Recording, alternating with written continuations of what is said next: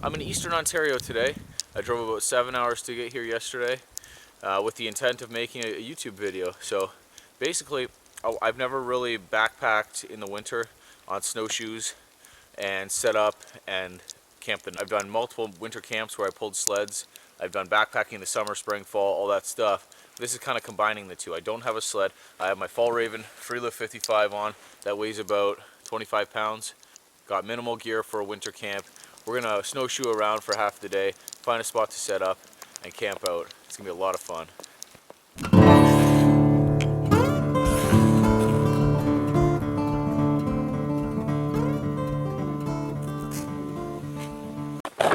Real happy to be out here. This is totally different than my home. Totally different than the woods that I have around my house. I'm used to these kind of woods. I've lived up here before. I spent a lot of time camping in them.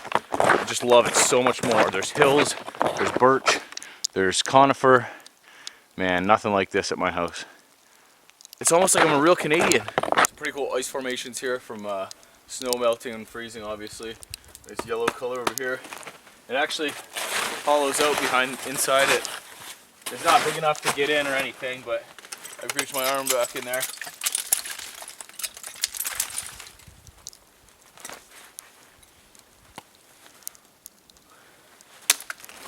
There was a lot of rain in this area the past few days, and it really knocked the snow down. It's snowing now, but it's not going to amount to much by the time I leave here tomorrow. I had to make an executive decision at the car on whether or not to bring my snowshoes. Snowshoes are something that you don't really want to wear unless you have to, but if you don't have them and you need them, you're kind of screwed. So I opted to bring them. I haven't needed them much yet, but when I go deeper into the woods, maybe I will. So hopefully it wasn't a bad decision, because it's hard walking in snowshoes, harder than in just boots. Guys, I'm getting a touch tired, pretty warm. I've been walking for about 3 hours now, so it's time to look for a good location to camp. I want to be protected from the wind. I kind of want to be in the conifers, in the evergreens, the spruces, the hemlock, stuff like that, away from the wind, but I'm going to need some hardwood for fire, and I don't want to try to burn pine and spruce and hemlock. So I think I've come to a good spot. Let's go check it out. You can see here in front of me there's all these hardwoods and spindly trees and stuff, but back in the distance there's a bunch of hemlock. So that's what I'm aiming for.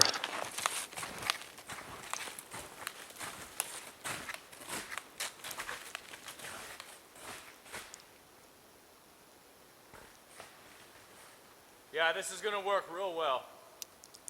This is exactly what I wanted. So my plan now is just kind of assess my situation, take in my surroundings. I know that this is where I'm going to camp, in this vicinity at least, in these hemlock. I still have half a day to gather firewood, set up my shelter, and have fun.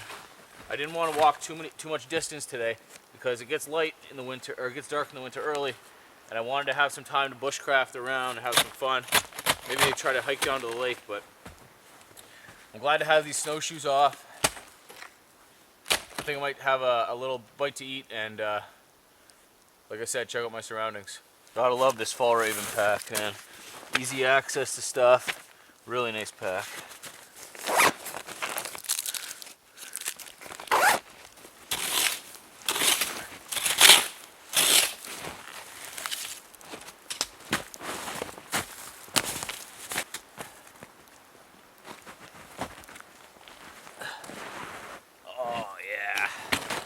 That's nice.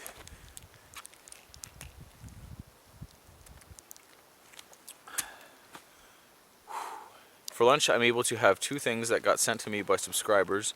Once again, I'm so lucky to have like awesome subs.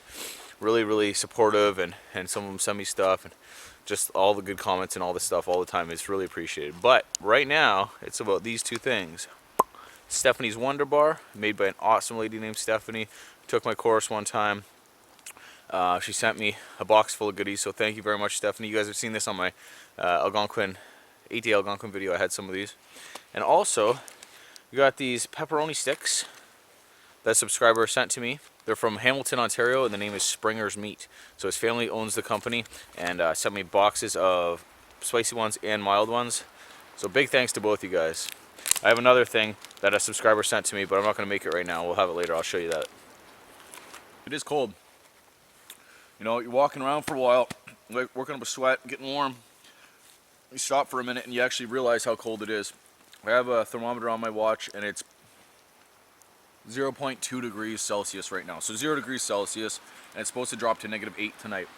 So not that cold. My sleeping bag's rated to -10. I'll be fine. But I am chilled just sitting here. So now we're gonna go. I'm gonna leave all my stuff here, and I'm not gonna go within, I don't know, 50 yards of this vicinity.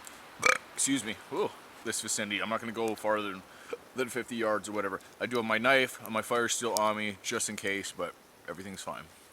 So as you can see, the ground here is not very level. So that's one thing I'm looking for. The other thing I'm looking for in a site is clear overhead. So flat spot, no overhanging limbs.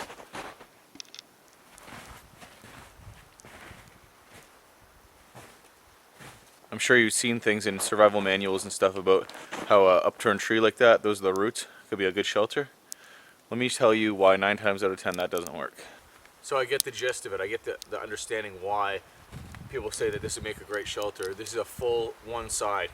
Nothing's going to penetrate it. It's wind block, you know what I mean? You can build a lean-to on this side of it, you'd be solid. But under here is always wet because it's a depression. And underneath the ice, there's water. So any time of the year, there's going to be water here. And any time of the year, you don't want to be wet while you're sleeping. Still on the search for the perfect campsite.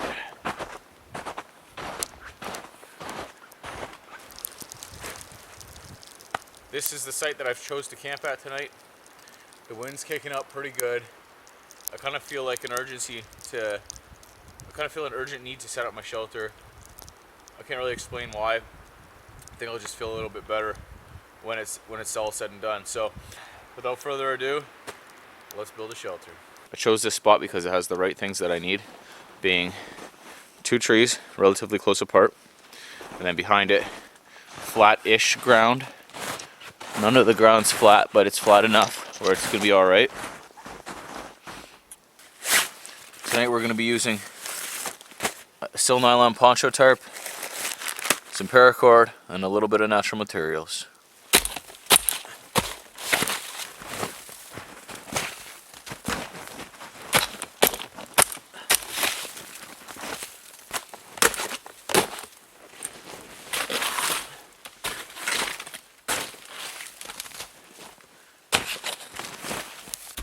I've cleaned the area of snow I wanted to scrape down to the ground. Sometimes I'll pack the snow down with my snowshoes. Sometimes I'll scrape it away. Today I felt like scraping it away. There's not too much snow, maybe a couple feet tops on the ground. So I used my snowshoe, and I'm glad I brought it after all. I put it to work. So even though I didn't need them when I was walking, they helped a little bit when I was walking up into the thicker stuff. And then for digging, it helped. So now basically, I have my area, and I need to go cut a piece of wood, or 2 pieces of wood actually. I'm going to be laying my tarp or my poncho on top of this branch, so I really want to clean it up from any pieces of wood that are sticking out so I don't poke a hole in my poncho. This is a piece of dead hemlock I'm using. That's 90% of the wood inside these little patch of conifers. It's really starting to come down now. I would like to get my shelter up here. Filming everything takes like 3 or 4 times longer than if you were to just do it.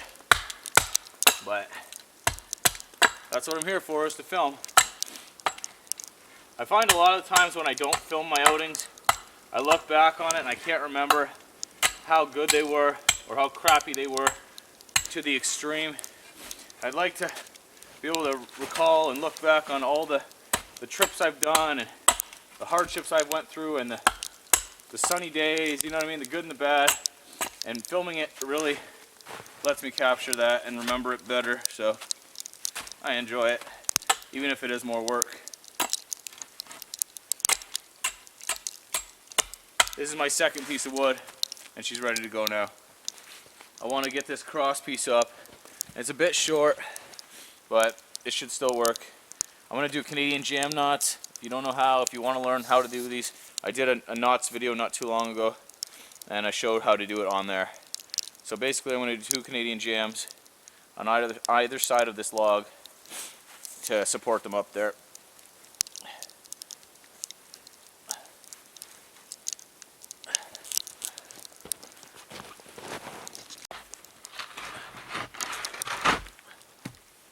Should be good. So that's the gist of the shelter there. You got a T, right? You got a ridge pole, and then a center ridge pole, and I just double overhand knot that one there. It's not going anywhere. I've bowed it out so that the bow is on the top, arcing instead of underneath like this. I'll give myself more room underneath the shelter like that. Now to get the tarp on.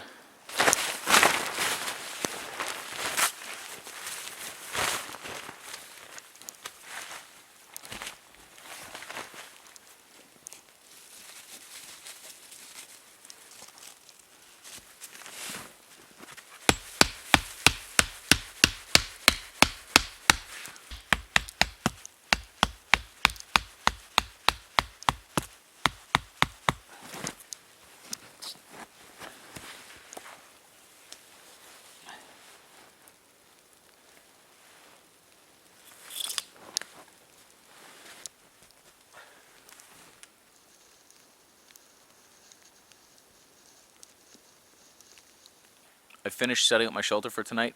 You can see how I did it. It's kind of like an A-frame with the drop back to it. There's a couple reasons I did this. I don't want snow to fall down on me and bow my poncho or my tarp. And if it was just paracord, it would do that. It would sag and bow and keep bowing out. So with the logs, it does a couple different purposes for me.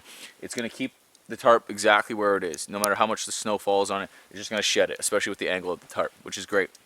Another thing is it's going to protect me a little bit more, maybe from falling objects. Maybe if a limb fell or if a tree went down, this is definitely not going to stop a full-size tree from hitting me, right? But if there are just branches falling, it's going to protect my tarp. And you can see where is it? That diagonal tree there growing above my shelter. I left it there on purpose. I was yanking on it and pulling on it. It's not moving at all. But again, it's gonna be an extra buffer if a branch falls to protect me from hitting my head, my body, or even my tarp, my shelter. I don't want to rip a hole in my poncho. That's the least of my worries. But I still don't want to rip a hole in my poncho. To be totally honest with you, I could just throw my bivvy out on the ground and put my sleeping bag and go inside it and sleep. It's winter, it's fine. But it is nice to have wind protection, and it is nice to have snow protection and a little bit of protection from above.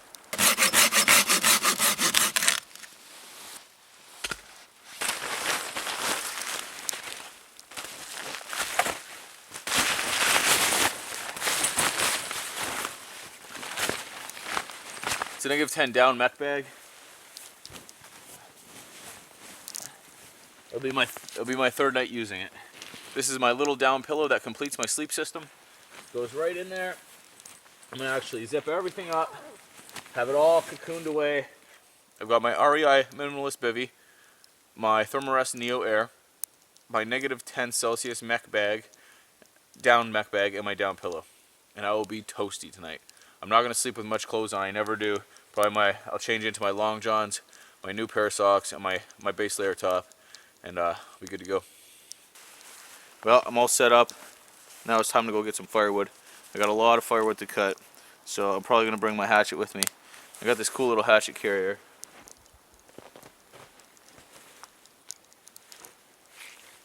There we go. Got that. Got my saw. And I'm off to get some wood.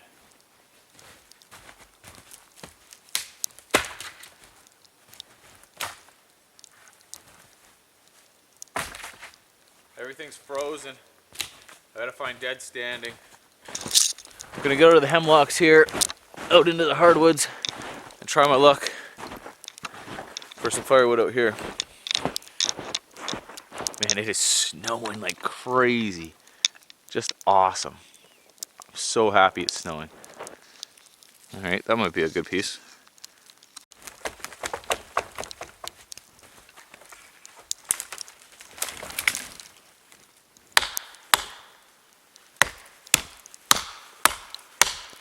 Yeah, she's frozen inside too. I gotta get a dead standing for sure.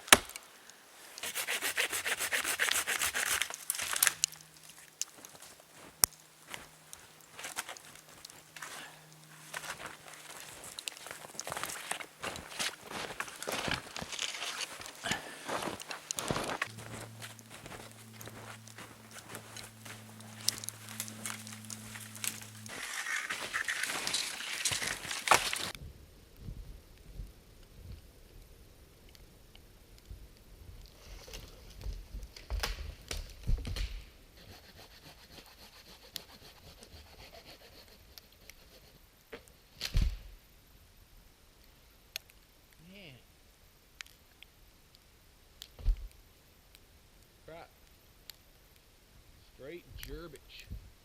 For some reason, I'm having some trouble finding dry firewood. That piece looked like it was a dead standing, but it was actually a limb that had fallen out of a tree and crashed and stuck into the ground. So it was all rotty inside too. No good. I have some pieces, and don't get me wrong, the frozen pieces sometimes will work, but I just want to get a good amount of firewood, like good dry firewood, to get the fire going, and then I can add on the crappy pieces after. It doesn't matter. Gotta love American beach. Just throwing a little bit of brown in the world of white.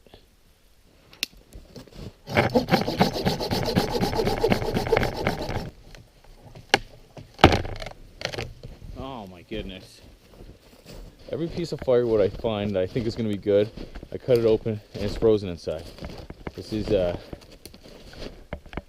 little weird. They did get a lot of rain a few days ago before I came. Like I said, that's what killed a lot of the snow, so maybe it has something to do with it. But like, man, it's all hardwood. And I'm just trying to find some firewood.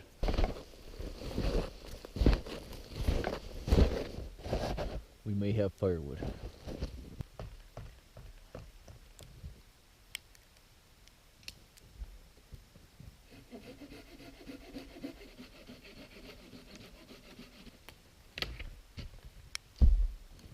Timber.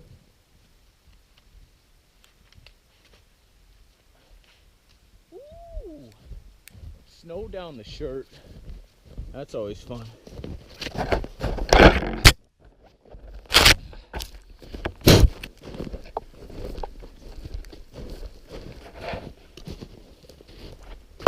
You can see how much it's been snowing. Not that much, but it's been steady.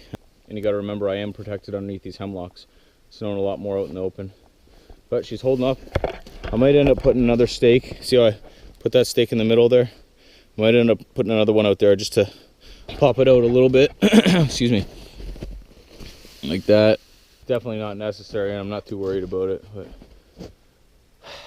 gotta go back, get some more wood, get my coat and all that stuff. It's a lot of work, man. Winter camping by yourself is a lot of work.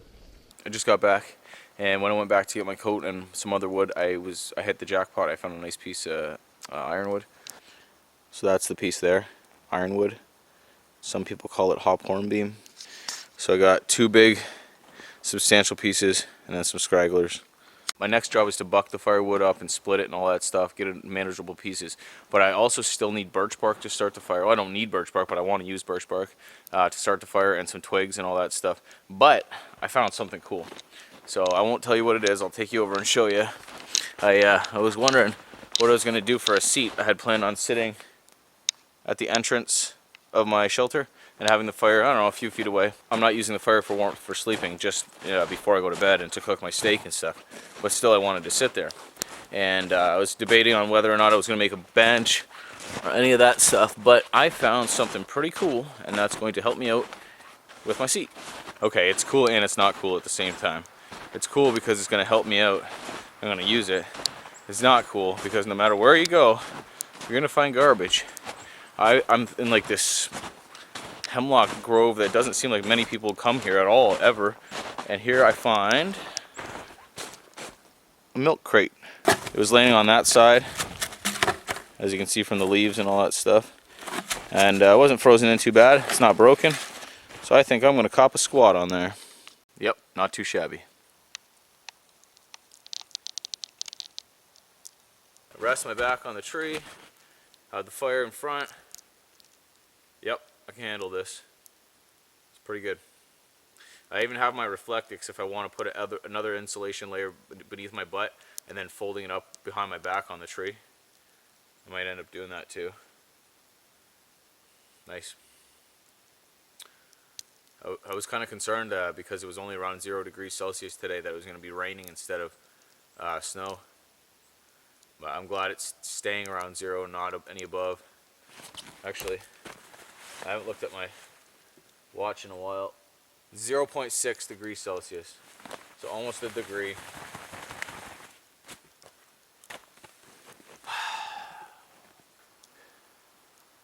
This is a nice spot here. I had an opportunity to come up here. I came. It's just after 3 now. So I really do have to kind of get a move on. cutting this wood up and finding a little bit more, getting some birch bark like I said. The wind has shifted directions. It was coming from behind me, now it's coming from this side. Probably put the fire kind of that way towards the camera. Good times. I'm a bit tired. I've been going. So I might have a little snack and a drink and get back to her. I'm having fun. I'm glad I'm here.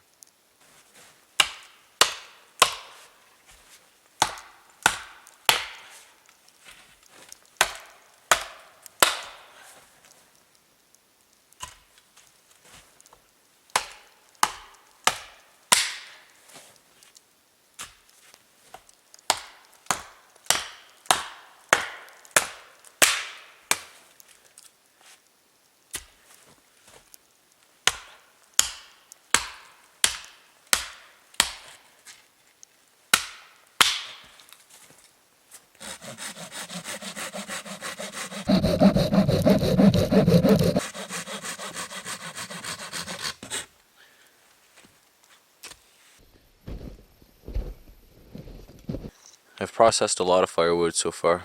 I've got all of them done except for that big ironwood. That white oak that I cut up was a pain in the butt, super dense, so I'm going to leave that last piece there pretty long. I got 4 pieces total of that white oak. I'm going to take a break from that because I'm getting a little warm and my arm's getting a little tired from cutting with that small saw. So I'm going to go get some birch bark and possibly some twigs, but definitely some birch bark. I saw some yellow birch, or I saw a yellow birch tree over here. This is the yellow birch I was talking about. You can tell it's yellow birch because of the ribbony curls and because of the color. It's this reddish, orange, yellowy color, whereas white birch is white, paper birch, whatever it is. So I'm going to grab a bunch of these curls, and these are really good for fire lighting. I like it even better than white birch bark. The white birch bark tends to be like sheets of it, and these are ribbony.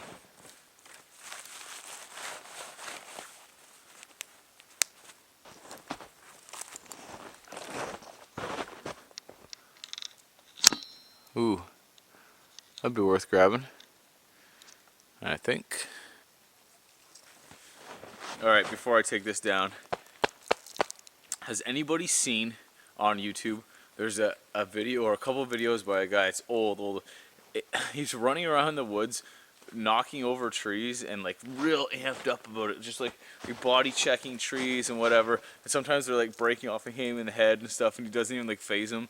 And in the background there's this crazy song singing, and the chorus is I'm a loose cannon, I'm a loose cannon. It just goes over and over and over. Anyways, every time I'm about to knock over a tree in the woods without a saw or an axe, that plays in my head.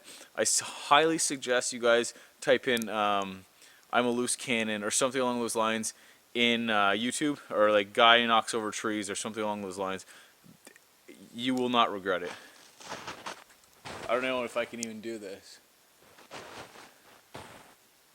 I'm super angry at this tree.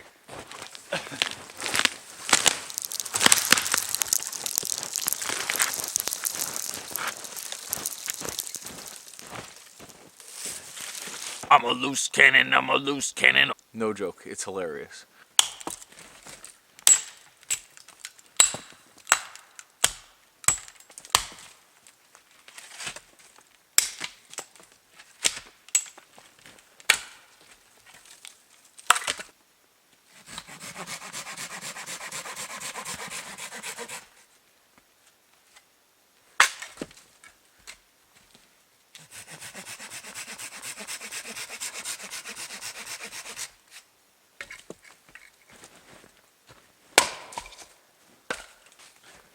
So getting big pieces of wood, big thick rounds is really important so I can have a big sustained fire for a long time.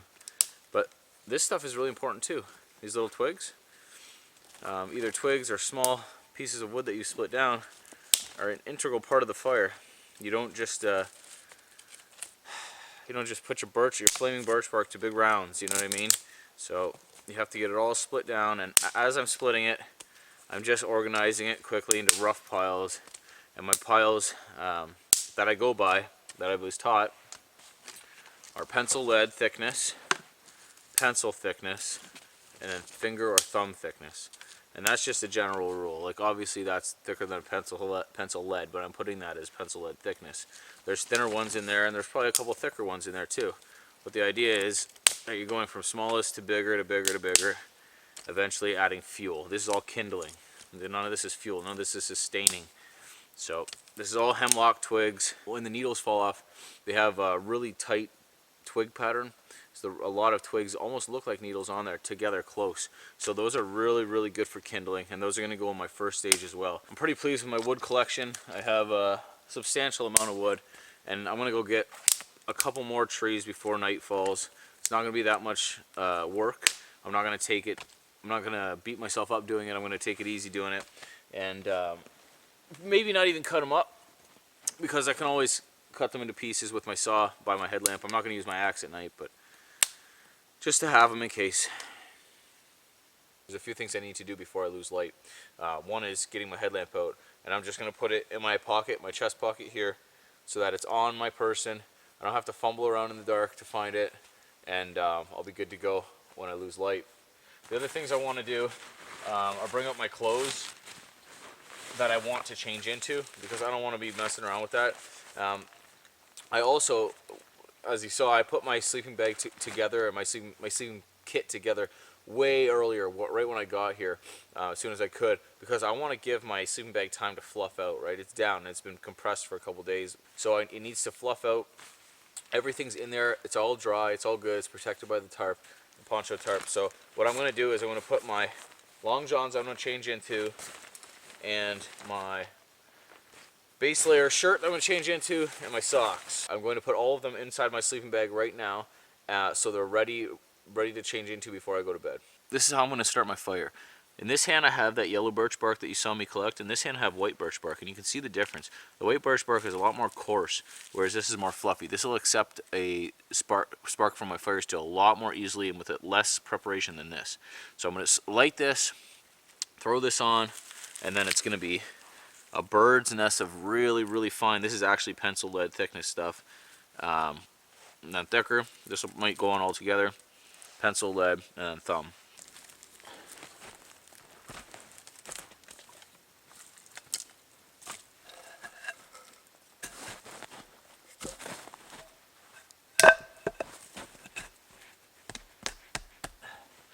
So as you can see, I've got my two big long logs. I want to make a long fire.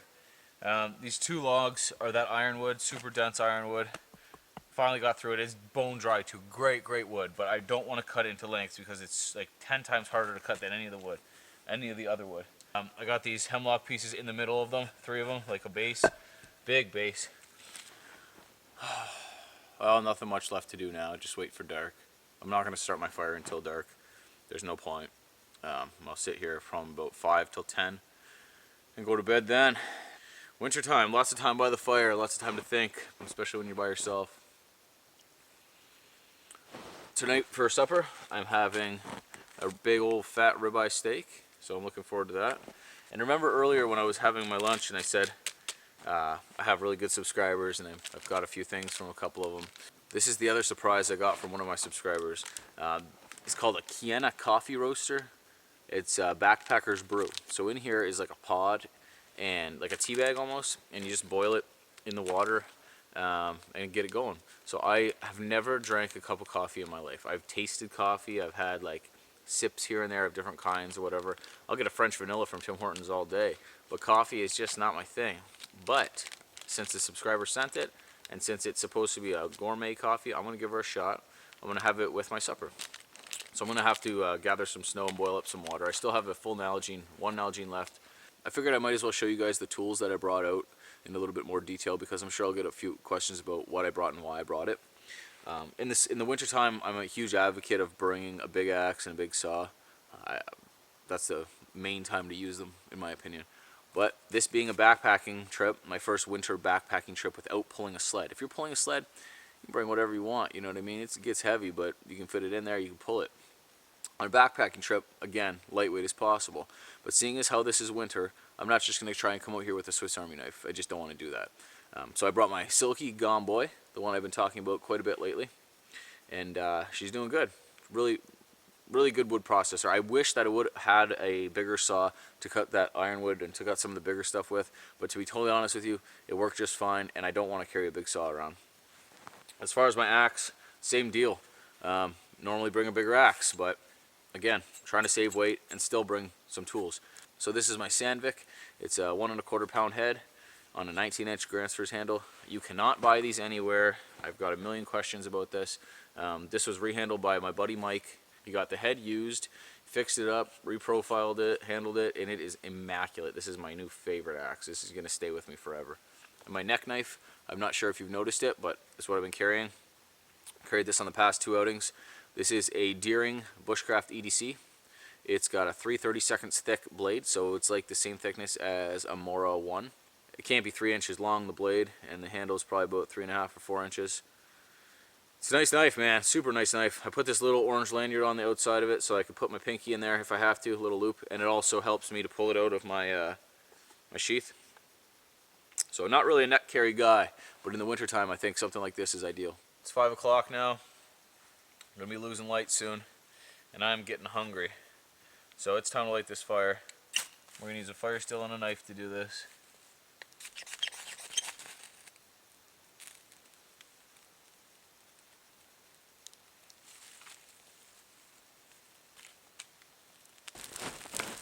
That's just the birch bark.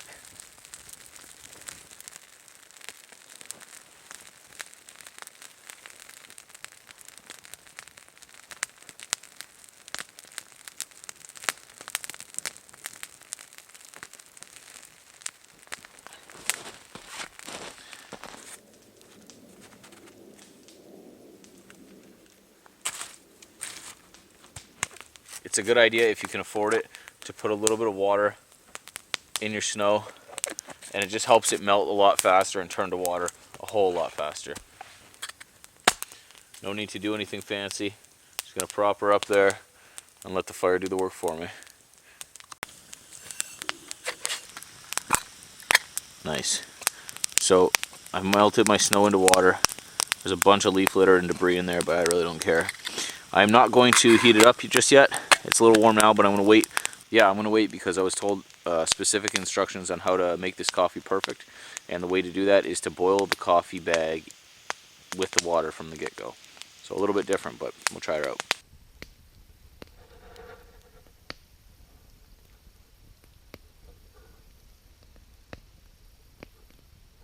I'm so incredibly hungry right now. So I have to let that fire die down a little bit more, and the steak is going right on the coals. I'm tired of waiting. I want to build the fire down here so that I can get to the coals that are right there. Use those coals for my steak. Look at that bad boy. It's a big one. Yeah, buddy. Oh, baby. Look at that steak. That's going to be good.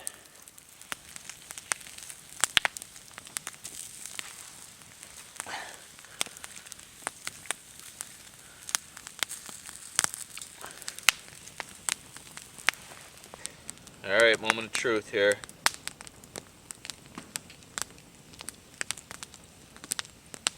Oh, man. The char is so good. Gotta love the char. Oh, man. I feel like a madman, like a wild man out here. All about that steak, no seasoning. The steak was excellent. This is my dessert. The Kiena Coffee Roaster. This is the Backpacker's Brew. I decided to bring the Backpacker's Brew this time because I felt like a backpacker on this trip. Okay, so it is like a tea bag. Ooh, it smells delicious. So in the pot she goes in cold water, and then you're supposed to boil it with it in it.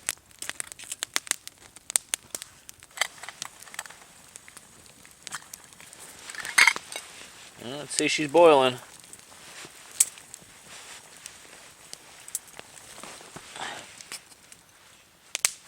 Oh, it smells good. It smells very good. I'm going to, it's been boiling for a bit. I think I'm going to take the tea bag, or sorry, the coffee pod out and let it sit for a minute. No cream, no sugar, no almond milk or eggshells either.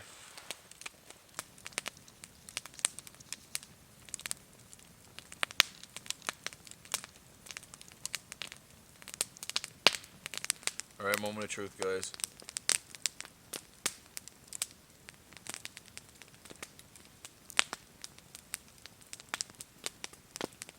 It's actually not bad.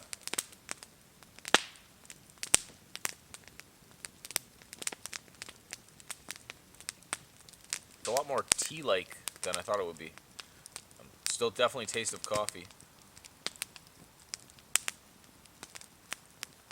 Just thinner, not as thick as coffee maybe. It's good. It's definitely good out here tonight. Thanks a lot, buddy. Appreciate it. Long fire in front. Cool little setup right behind. I'm pretty happy with this. Oh snap.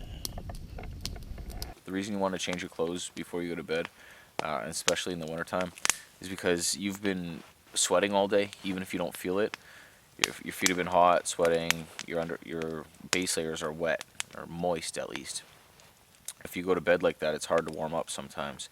So that's the reason why you saw me put my socks, and my base layer in my sleeping bag ready to change. Sitting here, stopping for a while now, a couple hours sitting here, I can feel my feet starting to chill down. So that's the reason. It's because I was sweating. My feet were toasty all day in these boots, and now I can feel them. They're damp and they're sweaty a little bit. There's a couple ways around this. You can use like a vapor barrier sock if you want to. You still get wet, but you change it out as well. But I think my system of one mid-hiker sock in these boots all day and then going to bed and changing them out works for me at night. So that's what I'm going to do. I think I'm going to stop filming now. My second battery's on its last leg, so I only have one battery left on this. I do have the GoPro, but I want to make sure I can film tomorrow. I'm going to head to bed soon, guys. All settled in now, snug like a bug, ready to hit the hay. I'll see you guys in the morning. Good morning. I guess it's time to get out of this cocoon of warmth. Never a fun part of the day. My fire's completely out. I'm sure there's not even any warmth left in that. It got cold last night, man. Yeah, it's cold, man. There's no coals at all in here. Not even a hint of red. Not even warm, really. Underneath this stuff's a little bit warm, but I'm gonna have to make a fire from scratch today.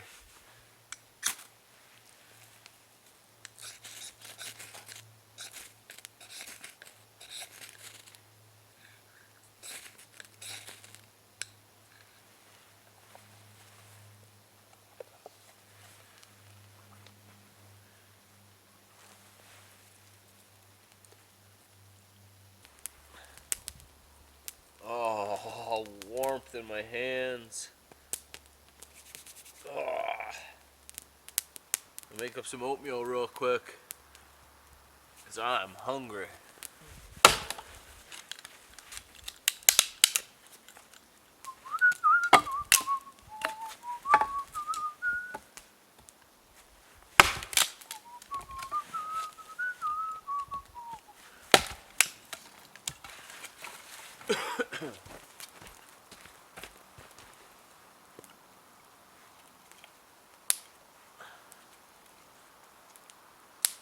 So this awesomeness.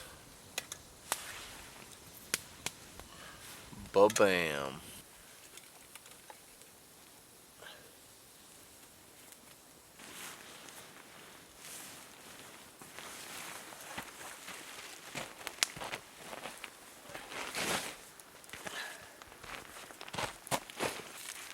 Do 2 packs this morning, balling out of control. When you're doing it this way, you guys have seen me make oatmeal this way plenty of times. There's nothing new. Just pour the water right in the packet. But when you do it, you really want to make sure that you mix it up as much as possible beforehand, because all the flavoring gets stuck in the bottom corners. It's really gross when you get like a full bite of it by itself, or if you don't get it distributed throughout the oatmeal, it's pretty bland. So stick with me, boys and girls. Oatmeal cooking 101.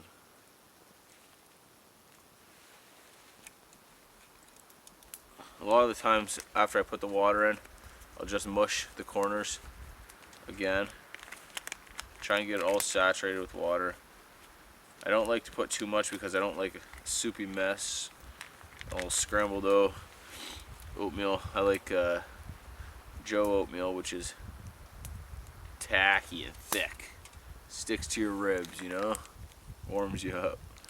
So then I'll fold that down and I'll let that sit while I prepare this one.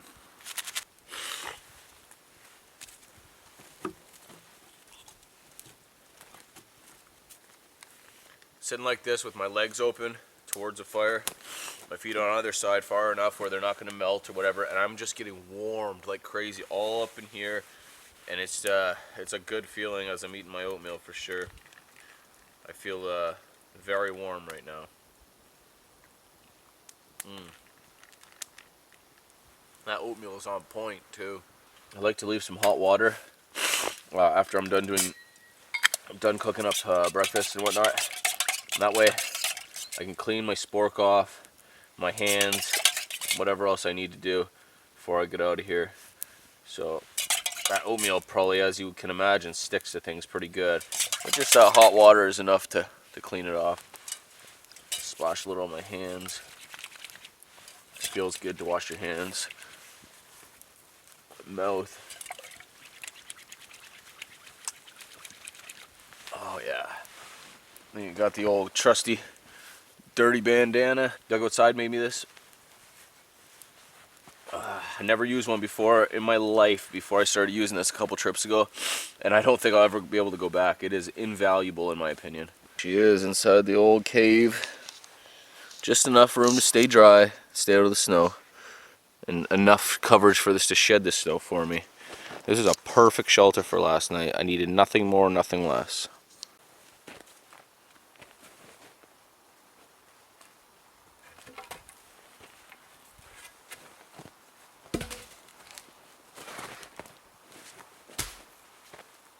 Oh man, my hands are frozen. I have to keep stopping and warming them by the fire after touching like my sleeping bag and stuff. It's just because the material is so cold.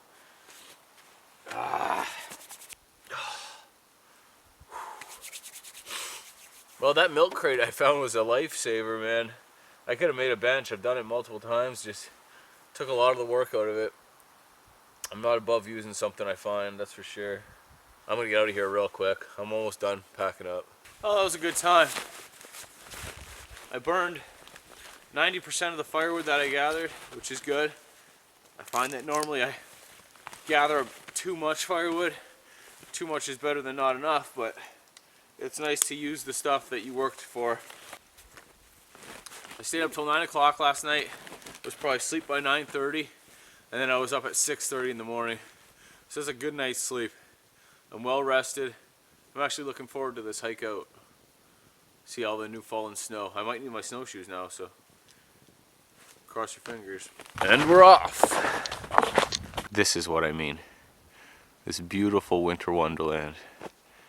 You gotta love it when all the snow is on limbs and trees. Just blankets everything. Gotta love it.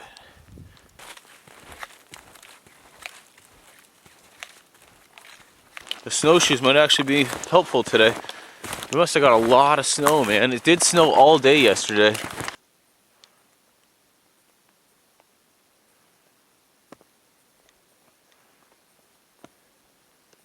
So remember yesterday when I was showing you the difference between yellow birch and white birch bark? Well, this again is a yellow birch, just a super old one. And instead of it being ribbony, it's more plates now. The bark becomes these plates. They're still flammable, but they're super thick, not half as ribbony, and not like, I'm not gonna be able to light something like this with a fire still without any preparation. You can still do it, but it takes time to prepare. So when the yellow birch gets really old, it gets this pinky orange red color on it too. They can get really big. Safe for sore eyes, man. Oh man, I'm ready for some food.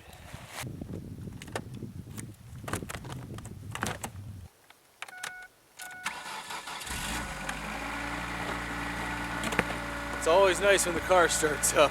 We got a good few inches of snow, as you can see. Excuse the fog, guys. My lens is a little fogged up from being in the warm car. Listen, I had a great time out there. I'd love to do it again. I just don't live in an area that's accessible for snow like this. But in a couple weeks, I'm going to be going up on a big camp for about 5 days, so you'll see some more winter action from me. Hope you enjoyed it. Hope you learned something, and I'll see you on the next one, guys. Bye.